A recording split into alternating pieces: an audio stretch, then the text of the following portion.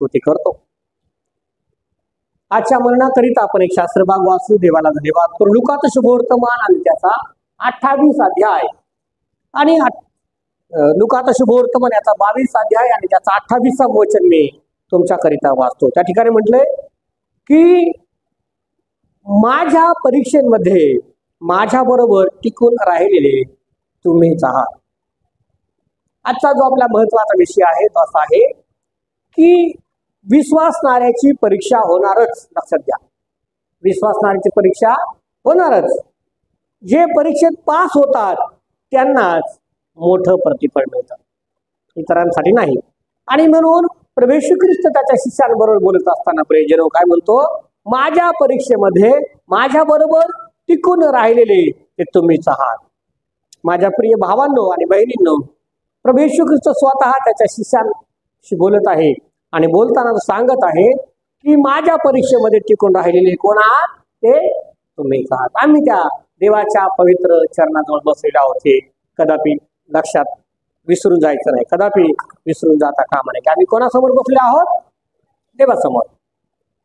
प्रभू परमेश्वर आपल्याला विश्वास ठेवायला सांगत आहे. लक्षात घ्या, देवा काय सांगत आहे आपल्याला, विश्वास. आपला विश्वास आहे देवावरती, म्हणून आपण या ठिकाणी मंदिरामध्ये उपासनेसाठी आलो आहोत. आता तो कशावर विश्वास ठेवायला सांगतो, असं म्हटलं की तो त्याच्या पवित्र वचनांवरती आम्हाला विश्वास ठेवायला सांगतो. तो कशावर विश्वास ठेवायला सांगतो, असं म्हटलं की त्याच्या महान योजनेवर आम्हाला विश्वास ठेवायला सांगतो. प्रभू येशू ख्रिस्त कशावर विश्वास ठेवायला सांगतो, त्याच्या शब्दांवर आम्हाला विश्वास ठेवायला सांगतो. लक्षात घ्या, सैतान वधस्तंभावरती परमेश्वरानं त्या सैतानाला पराजित केलं, त्याला मारलं आणि मरणातून आमचा प्रभू येशू ख्रिस्त विजयी झाला. परंतु त्या सैतानाचं अकराळ विक्राळ रूप पाहून आम्ही घाबरून जातो आणि भेटतो. आपण जेव्हा विश्वास ठेवतो तेव्हा त्या विश्वासाची पडताळणी केली जाते. शाळेत घातल्यानंतर वर्षभर काय शिकला त्याची परीक्षा होते नाही का, तसं देव आमच्या विश्वासाची परीक्षा पाहतो आणि त्या विश्वासाची पारख केली जाते, त्या विश्वासाची परीक्षा होते. आपण खरंच स्वतःला म्हणत आहोत की ख्रिस्ती आहोत, धार्मिक आहोत, प्रार्थनाशील आहोत, आपण खरंच आहोत का. आपण म्हणतो धन्यवाद, हालेलुया हालेलुया, दे बापा माझा तुझ्यावर विश्वास आहे, माझ्यावर दया कर. त्या विश्वासाची काय होते, परीक्षा होते. जसं बोलतो ना तसं घडलं जातं आणि मग आपल्यावरती संकट यायला सुरुवात होते.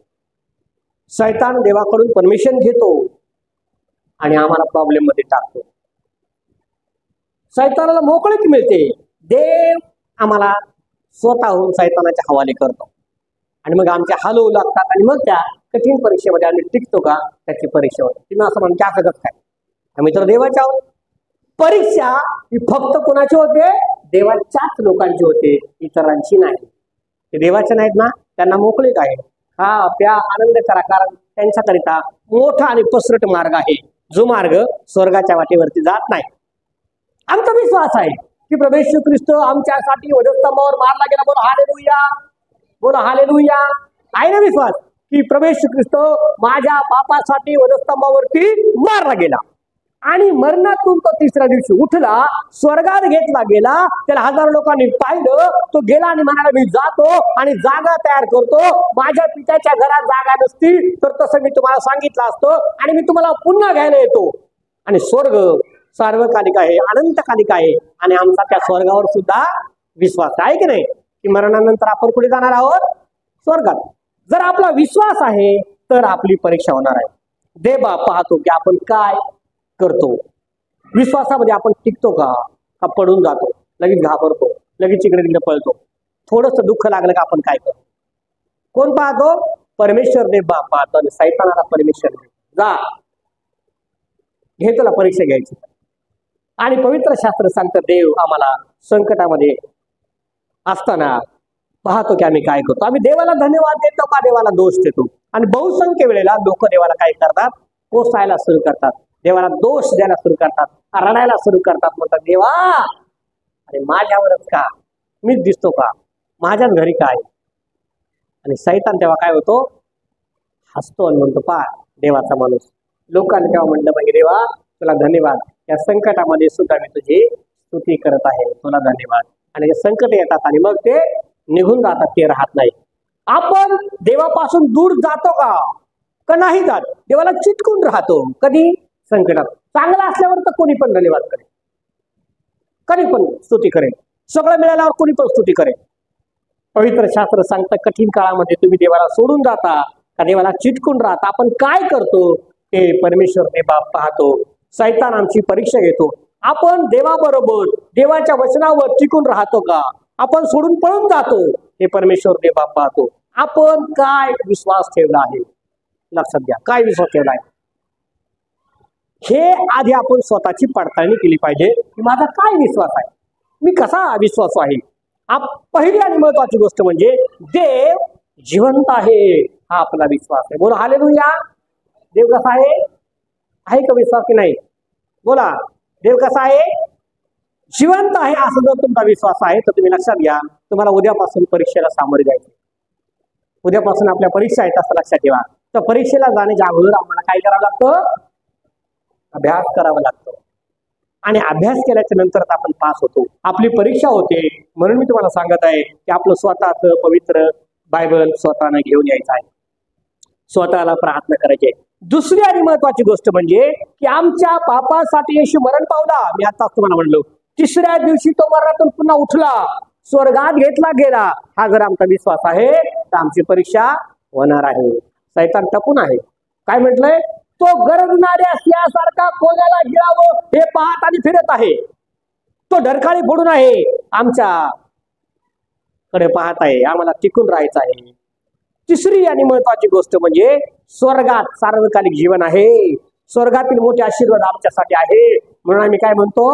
तो माझा आब्बा, तो माझा बाप, तो माझा पिता आहे. बोलो हालेलुया. खुदाला म्हणतो, देवाला.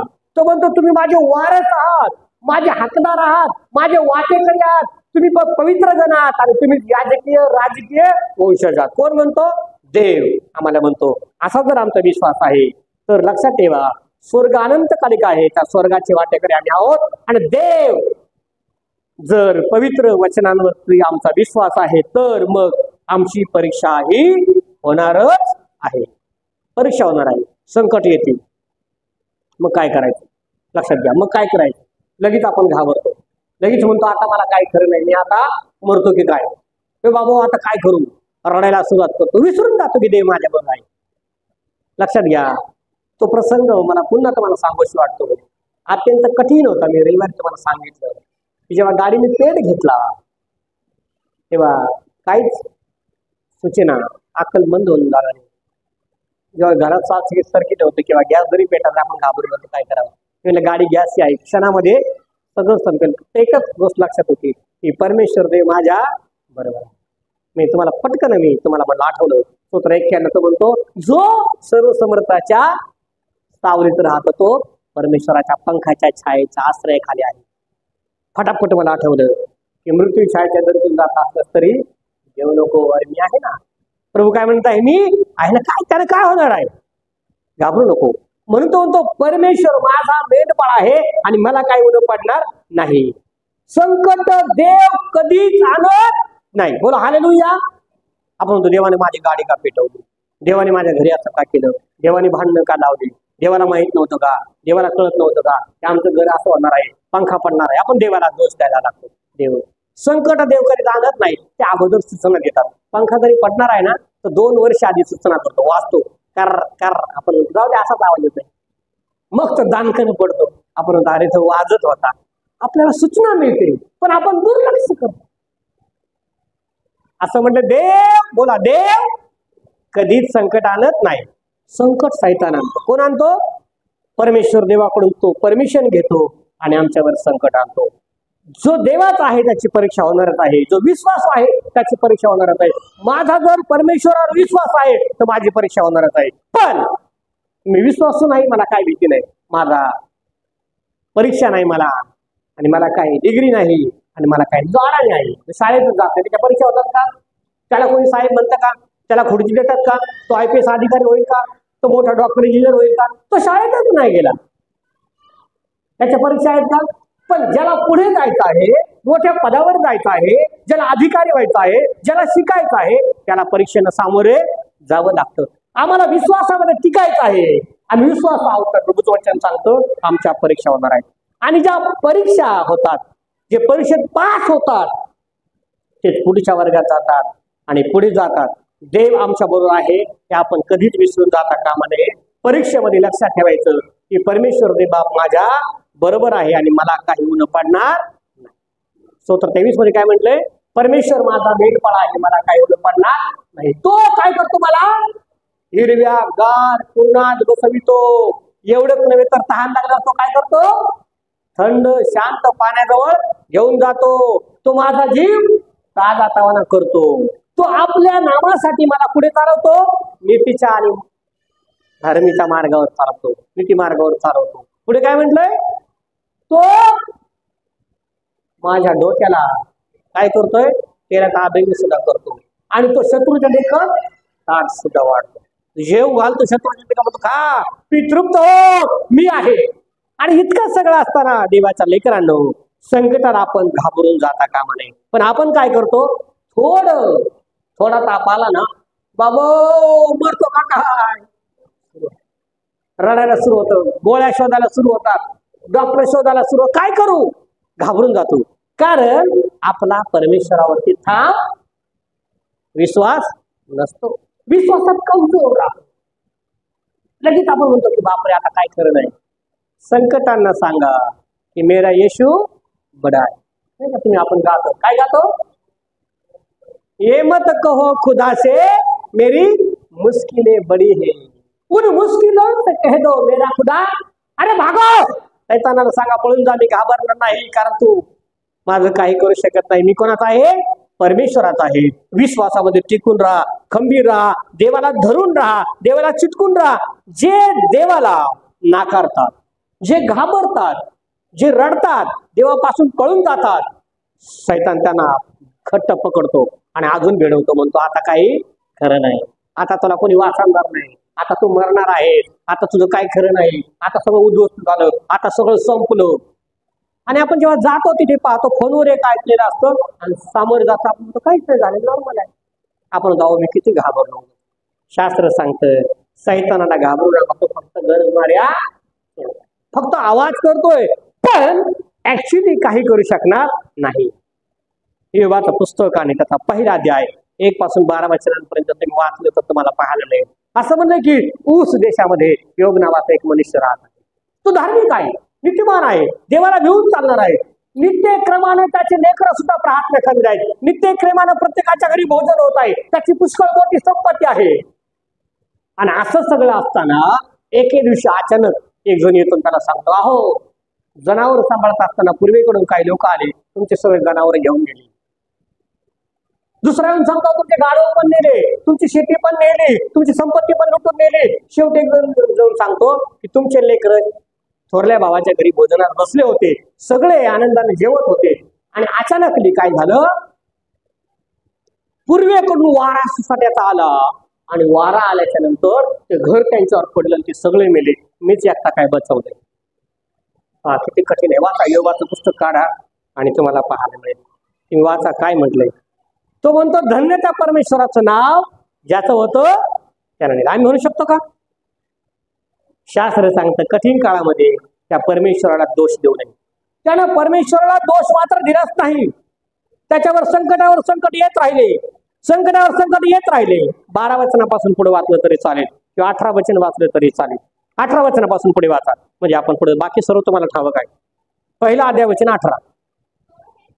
तो हे सांगत आहे, इतक्यात आणखी एकानं येऊन सांगितले, तुझे पुत्र व कन्या ही आपल्या ज्येष्ठ बांधवाच्या घरी भोजन करीत व द्राक्षरस पीत होते. तो रानाकडून आलेल्या प्रचंड वाऱ्याच्या सोसाट्याने त्या घराचे चारी कोपरे हादरले. त्यामुळे ते घर त्या तरुण मंडळीवर कोसळले आणि ती सर्व मरून गेली. हे तुला सांगण्यास मीच एकटा तो काय निभावून आलो आहे. पुढे तेवबाने येवबाने उठून आपला जगापाडीला आपले डोके मुंडिले व भूमीवर पालथे पडून देवाला दंडवत घातला. देवाला दोष नाही दिला. तो म्हणाला, मी मातेच्या उदरातून नग्न आलो आणि तसाच तेथून नग्न जाऊ, तेथे परत जाणार आहे. हा परमेश्वराने दिले आणि परमेश्वराने नेले. धन्य त्या परमेश्वराचे नाव. पहा, अय्योब परमेश्वराला दोष देत नाही, परमेश्वराला कोसत नाही, परमेश्वराला रडून आक्रोश करत नाही. आपण पाहतो दुःख घडलं नाही एखाद्या घरामध्ये, लोक इतके रडतात, त्या देवाला दोष देते, देवा असं का झालं. सगळं संपलंय त्याचं, संपत्ती, घर दार, प्रॉपर्टी, लेकर सगळं संपलं. पण तो म्हणतो कोणी दिलं होतं? परमेश्वराने दिलं आणि परमेश्वराने दिलं. त्या परमेश्वराचं नाव धन्य. आता तुम्ही असं म्हणाल की असं कसं काय झालं. या ठिकाणी तुम्हाला अगोदर वाचायचं आहे की परमेश्वर देवाकडून शैतान परीक्षा घेत आहे. 8 वचन वाचा, काय म्हटले. परमेश्वराने शैतानाला विचारलं, माझा सेवक योग याच्याकडं तुझं लक्ष गेलं काय?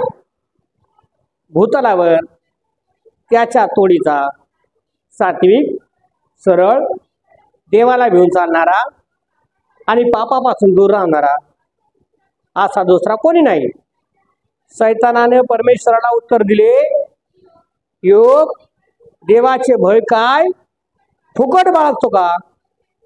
तो त्याचे घर व त्याचे सर्वस्व या भोवती कुंपण घातले आहे ना. पुढे, तू त्याच्या हातात यश दिले आहे ना व देशात त्याचे धन वृद्धी पावत आहे ना. तो आपला हात पुढे करून त्याच्या सर्वस्वास लावून तर पहा, म्हणजे तुझ्या तोंडावर तुझा वेळ करीन. परमेश्वर शैतानास म्हणाला, पहा, त्याचे सर्वस्व तुझ्या हाती देतो, त्याला मात्र हात लावू नको. मग शैतान परमेश्वरासमोरून, पहा काय झालंय. तुम्ही जर वाचून ना पवित्र शास्त्र बारकाईने, तर शैतान परमेश्वराकडे जाऊन परमिशन घेतो संकटाच्या अगोदर. असे संकट येत नाही. आणि परीक्षा कोणाच्या होतात? देवाच्या लेकरांच्या. बोला हालेलुया. जर ते म्हणता की मी विश्वासू आहे, मी धार्मिक आहे, मी प्रार्थनेला जातो, मी शास्त्र वाचतो, माझा त्या वचनांवरती विश्वास आहे आणि माझं सगळं काय होणार आहे, तर तुमच्या परीक्षा होणार आहे. कारण तुम्हाला कुठे जायचं आहे? सार्वकालिक जीवनामध्ये. कुठे जायचं आहे? स्वर्गामध्ये. कुठे जायचं आहे? त्या आशीर्वादी जीवनाकडे. पण प्रॉब्लेम काय होतो? आम्ही लगेच घाबरतो, आम्ही डळमळतो, आम्ही भीतो आणि आमचा विश्वास काय होती रे? संपून जातो. पवित्र शास्त्र सांगतो एवढंच नाही, परत शैतान देवाकडे गेला, तेवढं होऊन पण. आणि शैतान म्हणतो, तू काय त्याला, देवाला म्हणतो की त्याला तू काय केलं ना, त्याच्या सरळ त्याच्या तोच्याला त्रास देऊन बघ, तो तुला दोष दे. देव म्हणतो, जा तुझ्या हातात दिले, त्याच्या जीवाला काय करू नको. ताबडतोब त्याला गळव येतात, त्या गळवांना दुर्गंधी येते, किडे पडतात, तो खापर घेऊन खाजू लागतो. 2 अध्याय वचन 10 मध्ये असं म्हटलंय, त्याची बायको त्याला म्हणते, त्याला का म्हणून जा, कशाला त्या देवाचं नाव घेतो. तो काय म्हणतो, ए धर्मान स्त्रियांप्रमाणे काय बोलतेस? देवाकडून काय फक्त सुखच घ्यावं का? दुःखाची अपेक्षा करू नये का? अरे परमेश्वराने दिलेलं शरीर आहे, खाऊ दे त्यांना जर दिले तर. आजार आला ना तरी घाबरू नका, त्या देवाला धन्यवाद करा. म्हणा त्या आजारामध्ये माझं काही नुकसान होणार नाही, तर देव मला काय करेल? वाचवेल. तो आमचा विश्वास असला पाहिजे. पण विश्वासामध्ये अगदी कमजोर, अगदी भुशासारखं कुचकं आमचं जीवन असतं. कठीण काळ आला तर लगेच आम्ही घाबरायला सुरुवात करतो. त्या बाबाकडे जाऊ का? त्या भोंदूकडे जाऊ का? त्या साधूकडे जाऊ का? अंगारा लावू का? हे खाऊ का? ते करू का? घाबरू लागतो. काय करावं आम्हाला समजत नाही. कोणाचा डोक्यावर हात ठेवून घ्यावं बरं वाटेल आम्हाला, असं वाटतं. शास्त्र सांगतं विश्वासामध्ये टिकून राहा, तो परमेश्वर देव तुम्हाला पाहते. बोला हालेलुया. तो प्रभू तुमच्या बरोबर आहे. आणि हा योग काय म्हणतो? धर्महीन स्त्रियांप्रमाणे काय बोलतेस? देवाकडून फक्त काय सुखच घ्यावं का? दुःखाची अपेक्षा करू नये का? एक मनुष्य असं म्हटलंय, मरण पावला आणि मेल्यानंतर स्वर्गात गेला आणि देवानं त्याचा सगळा जीवनक्रम त्याला दाखवला. आणि त्याच्या पाठीमागं 2 पावलांचे ठसे होते, 2 माणसांच्या पावलांचे ठसे होते. त्या माणसानं विचारलं की हे 2 ठसे कोणाचे आहेत? देव त्याला म्हणलं की अरे बाळा, एक तुझा आहे आणि एक माझं आहे, मी तुझ्याबरोबर आयुष्यभर चाललोय ना, त्याची तशीच आहे. आणि नंतर पुढे जाताना एक ठसे गायब होतात, एकच राहतात. आणि मग तो म्हणतो, हा मला माहिती आहे देवा, संकट आलं ना तेव्हा तुम्हाला सोडून गेला, मी एकटाच होतो म्हणून माझे ठसे तुझे दिसतच नाहीत. मी म्हणतो की ते तसं नाही बाळा, ज्या वेळेला संकट आलं त्या वेळेला मी तुझ्या बरोबर होतो, पण तुझ्या पावलांचे ठसे का नाही? कारण मी तुला तेव्हा काय केलंय, उचलून घेतलंय आणि संकटात मीच एकटा चाललोय म्हणून माझी एकट्याचे ठसे तुझे नाही. बोला हालेलुया. संकटामध्ये देव आम्हाला काय करतो, उचलून धरतो. आणि म्हणून आपण कठीण काळामध्ये स्थिर टिकून राहतो. आम्ही विश्वास ठेवला पाहिजे की कितीही मोठं संकट येऊ दे, परमेश्वर दे बाप मला कधीच सोडणार नाही. संकटांना घाबरून जाऊ नका, संकटांना भिवू नका, संकटांना हाकलवून ला, त्यांना सांगा निघून जा, मी प्रभूच आहे, माझं काही तू करू शकत नाही. आणि मग पा देव आम्हाला अद्भुत रीतीनं सामर्थ्य पुरवतो. आम्ही धार्मिक आहोत, प्रार्थना करतो असं आम्ही म्हणतो, विश्वास ठेवतो आम्ही असं म्हणतो, चर्चला जात असं म्हणतो, प्रभुभोजन घेतो असं म्हणतो, तर आमची परीक्षा होणार. पवित्र शास्त्र सांगतं, त्याचे उदाहरण आहे. आपण योबाचं उदाहरण पाहिलं की सैतान योबाच्या पुढे जाऊन परमिशन घेतोय काय काय करायचं, परमिशन घेऊन सगळं होतंय. देव पण सामील आहे, देव पण बघतोय आमच्या विश्वासाची पारख, तुमच्या माझ्या विश्वासाची पारख होणार आहे. पुढे दुसरा दास आहे देवाचा, त्याचं नाव अब्राहम आहे. परमेश्वर देव अब्राहमाची परीक्षा पाहतो. परमेश्वर देव अब्राहमाला म्हणाला, मी तुला बहुमुलीत करेल. बोला हालेलुया. मी तुला मोठं करेल, मोठं राष्ट्र तुझ्यापासून करेल, आकाशातील ताऱ्यांची तुझी संतती करेल.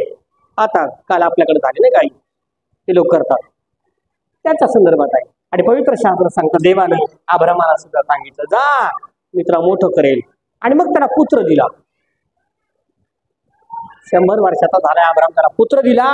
पुत्र दिल्याच्या नंतर उत्पत्तीचं पुस्तक अध्याय 22 आणि वचन 1 पासून पुढे वाचलं तर तुम्हाला पाहायला मिळेल, देवबाप अब्राहमाला हाक मारतो, म्हणतो अब्राहमा अब्राहमा. अब्राहम त्याला म्हणतो की बोल, तुझा दास ऐकत आहे. तो म्हणतो, तुझा जो प्रिय पुत्र इसहाक, त्याचं मला आता तू काय कर, अर्पण कर. बोला हालेलुया. समजतंय का कठीण होतंय? अब्राहमाची परीक्षा चालू आहे. एक तर पहिल्यांदा देवाने म्हातारपणे त्याला पुत्र दिला, तो थोडासा मोठा झाला, परत देव आला, देव म्हणतो आता तो पुत्र तू काय कर, मला अर्पण कर. तो म्हणतो मोरिया पर्वतावर जा आणि त्याचा अर्पण कर.